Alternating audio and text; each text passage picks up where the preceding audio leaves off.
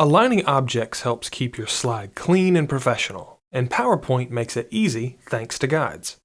For instance, smart guides automatically appear when you move objects, aligning the edges or center of an object with another.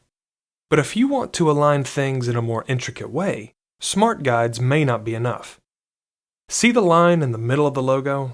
I want the homemade gnocchi text to align with it, but a smart guide can't help here. Instead, let's create our own guide.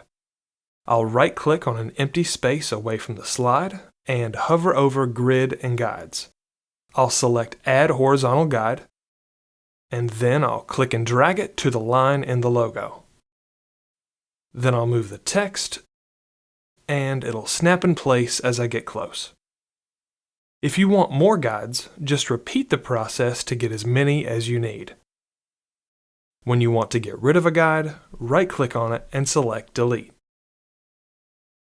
The cool thing about these guides is that they'll stay in place as you go between slides, ensuring your slides stay consistent. Guides make it a little easier to create a well-organized slideshow, so don't be afraid to give them a try.